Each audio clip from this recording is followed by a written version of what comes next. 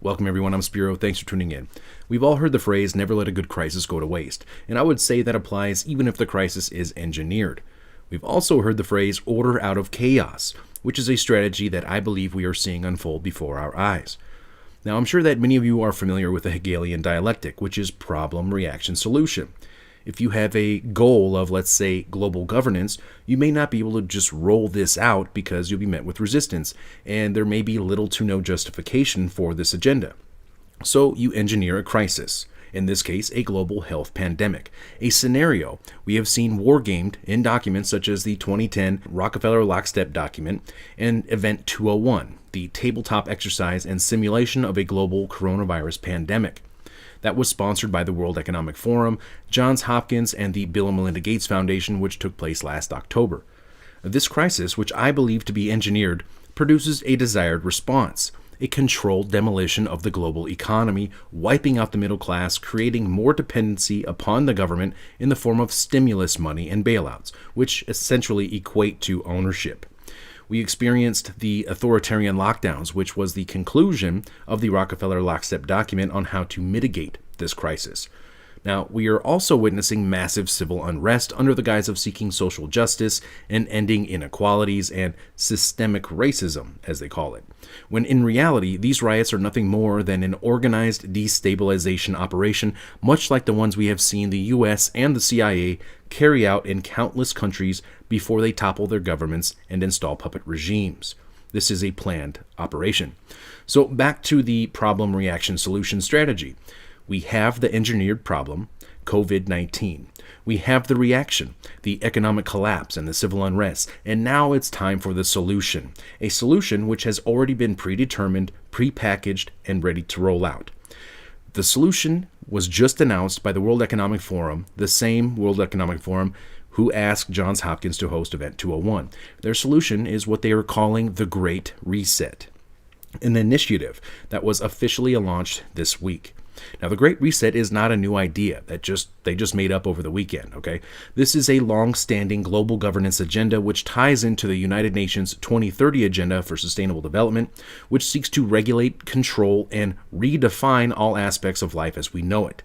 And in June of last year, the United Nations and the World Economic Forum formed a strategic partnership to accelerate the implementation of the UN 2030 Agenda. Now, here's a quote from the World Economic Forum about the Great Reset, directly from their website. In fact, one silver lining of the pandemic is that it has shown how quickly we can make radical changes to our lifestyles. Almost instantly, the crisis forced businesses and individuals to abandon practices long claimed to be essential, from frequent air travel to working in an office. Back in January of this year, 2020, the World Economic Forum founder and executive chairman Klaus Schwab was asked, what can we expect to be the focus of Davos 2020? And he referenced his book from 1970 on a new economic model called stakeholder capitalism. Well, thank you so much. And of course, it's the headquarters of the World Economic Forum, which is celebrating 50 years as its founder. What does that mean to you personally? It doesn't mean celebrating 50 years of Davos or of our existence. For me, it means to celebrate 50 years of the stakeholder concept, of stakeholder capitalism, because I wrote the book in 1970 and conceptualized, probably for the first time, what we call today stakeholder capitalism. And I wanted to create a place where stakeholders could meet. And that was the original idea of Davos. So I'm very pleased and happy that we are not only celebrating 50 years, but we are celebrating now finally that stakeholder capitalism has become or is becoming mainstream. When we look on the World Economic Forum's website, we see that stakeholder capitalism is one of the main objectives of this Great Reset. At the time of the interview back in January of 2020, the stock market was at all-time highs, and the sense of urgency for a new economic model really wasn't there. I see also, I would call it, that we have urgency in emergency related to the environmental issues, climate change, but also biodiversity and so on.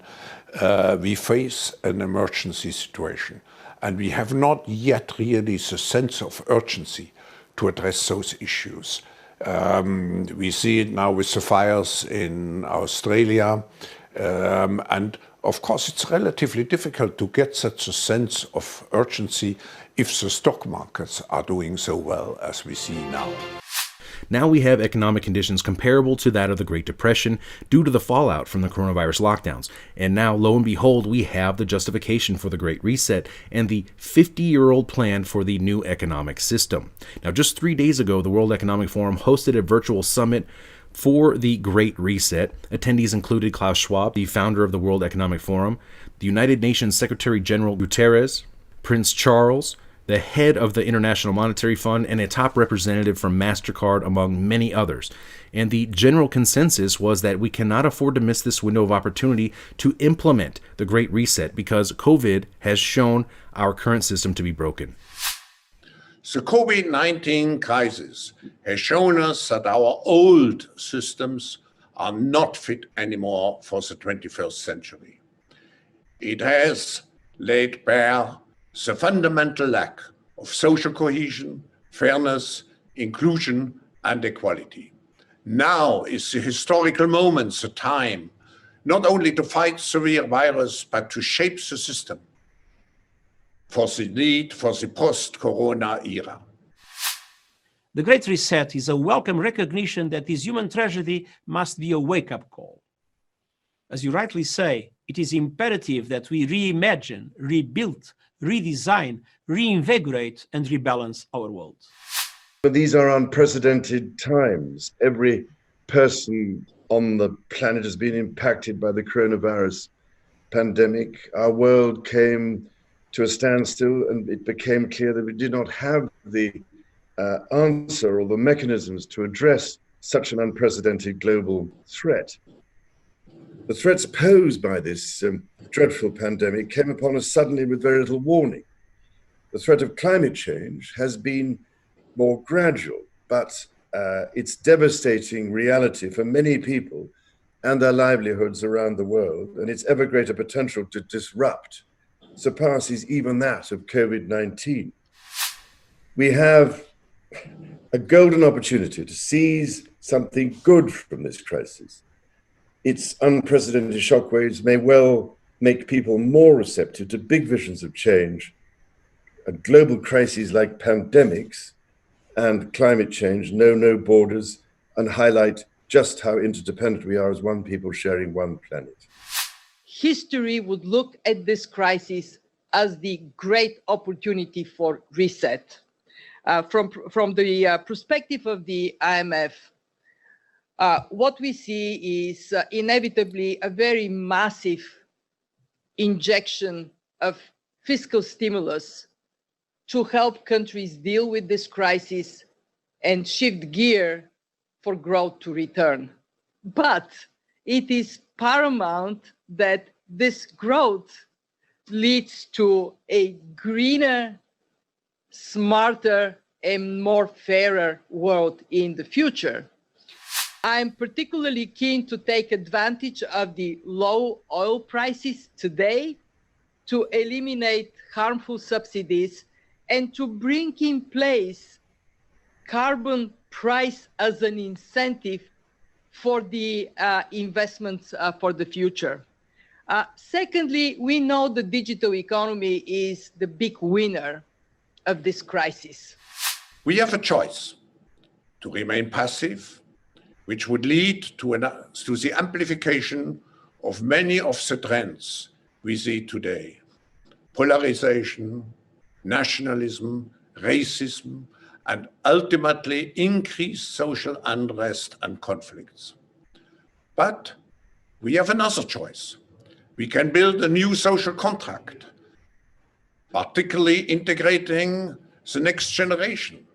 We can change our behavior to be in harmony with nature again.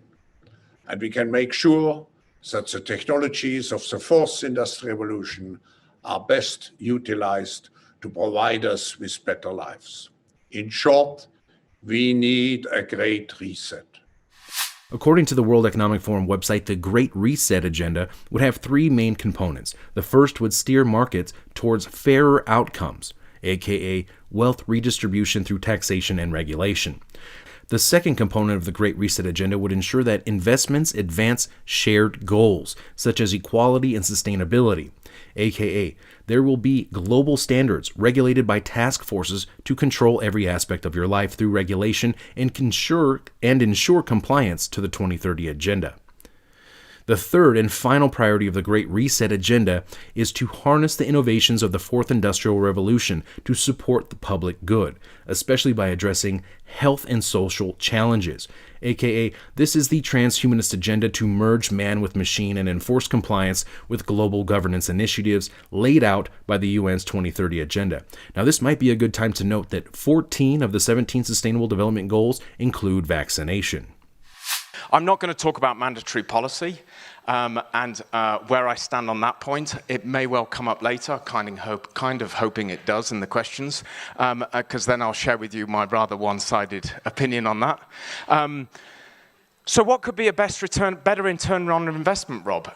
What could we invest our resources in if we're not going to tackle hesitancy? If hesitancy is not to blame, how are we going to deal with this in the future? Well, I would argue that now is the time when we need a shift in perspective.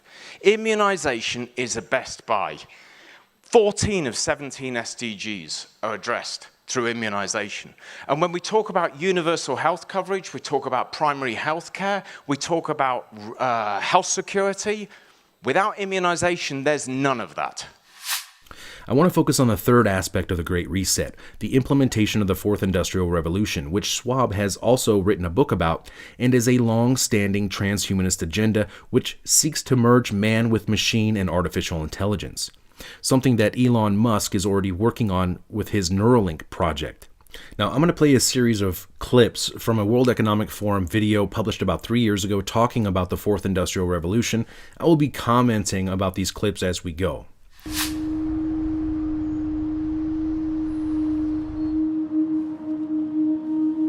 We are wondering what is happening to the world.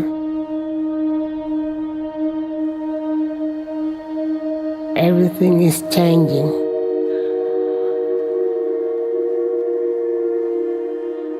The very idea of human being some sort of natural concept is really going to change. Our bodies will be so high-tech we won't be able to really distinguish between what's natural and what's artificial. This is profound. She said the very idea of human beings being some sort of a natural concept is going to change, and that our bodies are going to be so high-tech we will not be able to distinguish between what's natural and what's artificial. This is the merger of man and machine. This is the transhumanist agenda. This is the World Economic Forum's official video from their own YouTube channel. Inside our own heads is the most complex arrangement of matter in the known universe. You might ask yourself, can we get to be superhumans?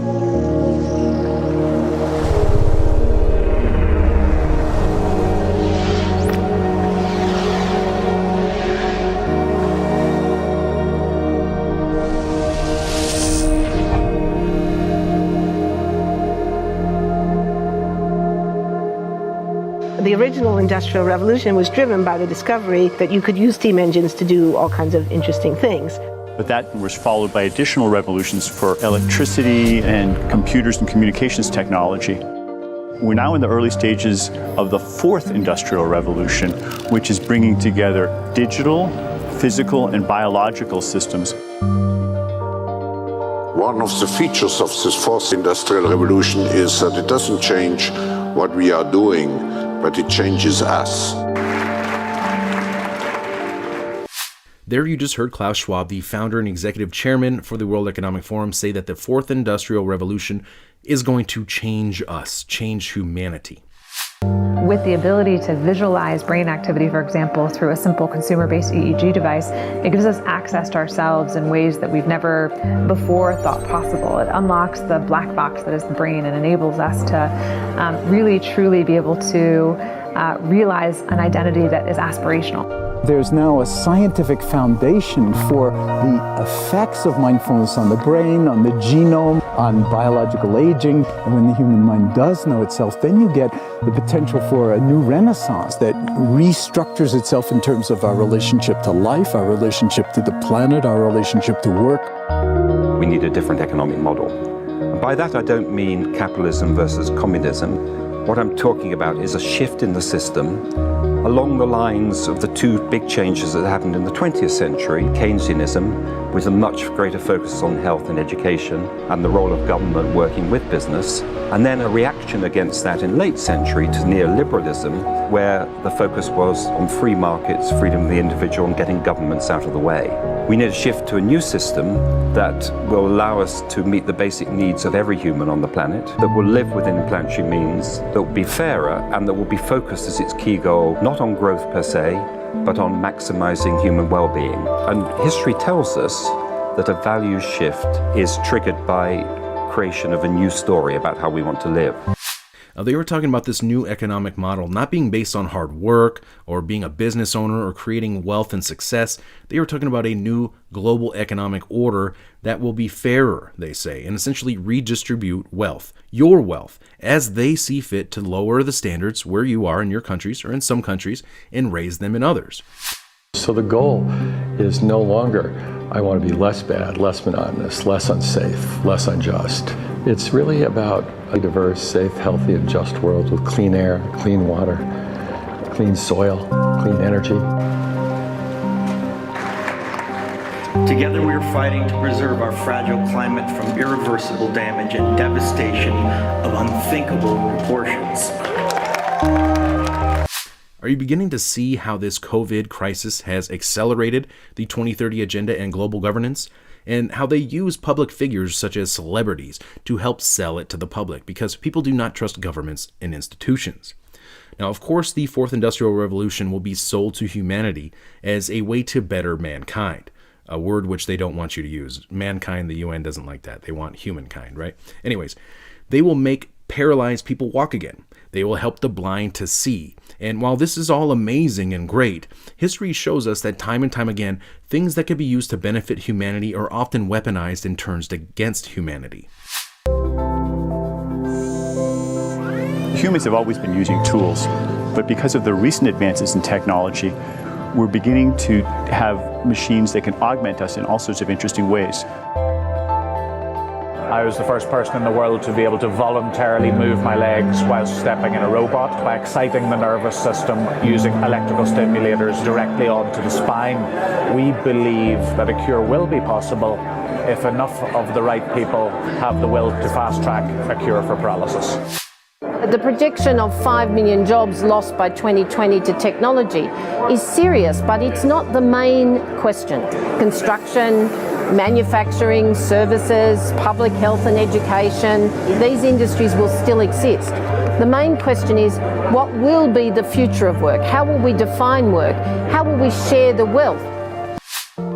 One of the things that I think is so essential to free and open societies is freedom of thought. And up until now, the conversation we've been having is around freedom of speech. Once we can access people's thoughts and access people's emotion, we have to create a space that enables people to think freely, to think divergent thoughts, to think creative thoughts. And in a society where people fear having those thoughts, the likelihood of being able to enjoy progress is significantly diminished. Did you just hear that? She said right now the discussion has been around free speech, but basically once we get that out of the way, once we get access to people's thoughts and once we get access to people's emotions, we need to create a framework for people to think in so people aren't scared and so people are safe. This is absolutely terrifying. Talk about thought police. They are fully intending and telling us right now that they plan to have direct access to your thoughts and to your emotions and be able to manipulate them as they see fit, of course, for the greater good. We need to take responsibility at every level of society, from the individual and the personal to the institutional to the global, to adapt to these technological challenges and changes which are redefining what it means to be human, what it means to work, what it means to be completely embedded in this world. This is not about saving the planet. This is not about equality. This is about control. Many of the jobs will be taken by robots, so they will redefine work and what it means to work. They want to redefine what it means to be human and determine for you your role and your future of being essentially a transhumanist cyborg integrated into this new control grid. Now, right now, we are witnessing the controlled demolition of the current system of control by design in order to usher in this new transhumanist agenda, this new system of global governance, this new digitalized system of control where we will be unable to distinguish organic life from artificial. We won't even have access to our own thoughts, or we'll have access to them, but we won't even be able to control our own thoughts and emotions because they're going to do that for us, because we're going to be tied into their grid system. Now, the current system was never meant to last forever. It was meant to last only long enough to enslave humanity through debt and until technology caught up to the technocrats' envisioned future. And now it's here. Now, do you think that the central banks would take responsibility for the collapse of the current system? Do you think that the governments would take responsibility? No. The virus is here to take the fall. The virus will be the excuse to burn down this old system, as we're seeing happen right now, and out of the ashes, this new system will rise. You think that it's just a coincidence that the central banks just so happen to have their new digitalized currencies ready to go? They've already been rebuilding the global infrastructure for years to facilitate this new digital financial system, this new digital financial system of control, which is about to be rolled out on all of us right now. At the same time, they are rolling out the digital immunity passports, and that the UN's digital identity plan is being rolled out and worked on right now, which is being funded and rolled out by Bill Gates. There's so much more. I could continue to go on, but for now, I'm going to have to cut it here. Global governance is at our doorstep. It's being rolled out under the justification of this COVID-1984 crisis. And at the end of the day, we the people do not have a say in our future, according to them. We don't even get a vote, according to them. These technocrats are deciding the future of humanity for us right now. And guess what? The future of humanity isn't human at all.